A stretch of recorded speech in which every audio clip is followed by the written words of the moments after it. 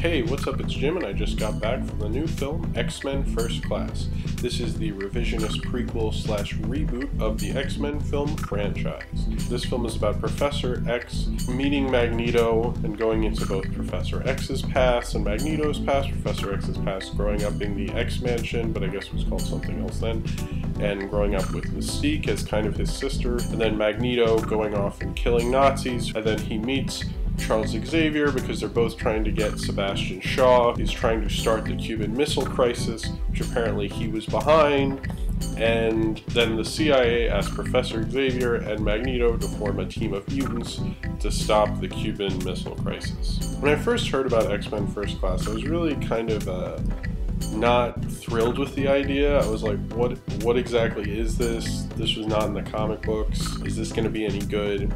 And I was really happy with what I saw. I actually think this might be, as a film, the best X-Men movie. This film has going for it that X-Men 3 really failed with, was that X-Men 3 had little to no character development, but had a ton of action sequences.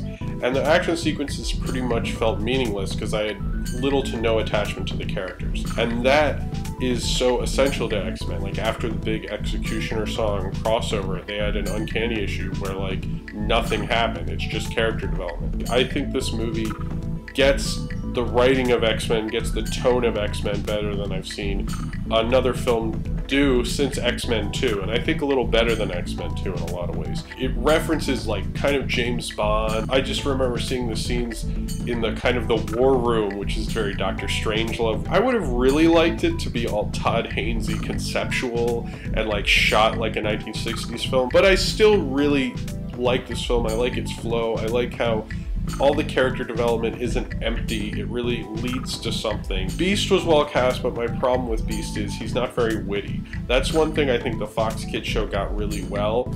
I remember in the Night of the Sentinels two-parter, he's like, security. But are any of us truly secure? And, like, my dad thought that was really funny at the time. And when I watch that now, I'm like, that is really funny. To me, he should have been at least a little witty. I liked Banshee. Part of me is like, I would have liked to see him, like, hey, Banshee is a cop and then he becomes mutant late in his life, like in the comics. Havoc I thought was really well done, because Havoc was always a lot angrier in the comic books than the leader and, like, the more well-composed Cyclops. Havoc is a little more unbalanced, and I think that was captured very well. Mystique, I never really liked Rebecca Romijn Stamos as Mystique. I always liked the Raven Darkholme, the one who made Days of Future Past happen, and Jennifer Lawrence is perfect for that. She's a strong female. She has ideals. She didn't just follow Magneto because, you know, she's evil. And that's kind of like how the first three really present her. They don't really get into her backstory. Michael Fassbender, as soon as I heard he was cast as Magneto, I thought that was really perfect. He's perfect for Magneto. He got that anger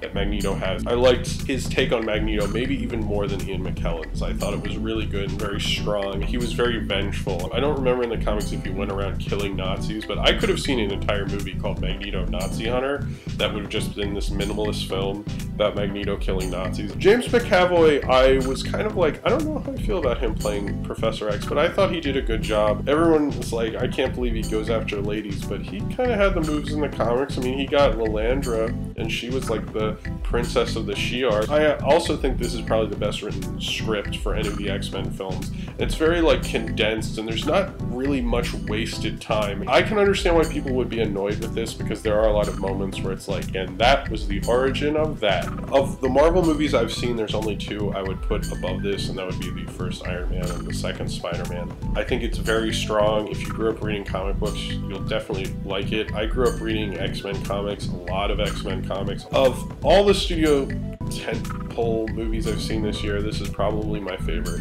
I really like it. I think it gets the kind of the angst of Marvel, but it also gets the ideas of X-Men. When I left, I actually called my dad, because I read comic books with my dad, and I collected comic books, especially X-Men, with my dad when I was in elementary school. That was like my whole life, was reading comic books with my dad and reading X-Men comics with my dad especially. And I called him right when I left the theater to tell him I just saw the best X-Men movie. Alright, so if you have seen X-Men First Class and you would like to talk about it, then comment below in the comments, and subscribe if you would like to. I did do reviews of the other X-Men films this week. X-Men Last Stand will come out after this. I will put annotations here, here, and up there, and down there when X-Men Last Stand comes up.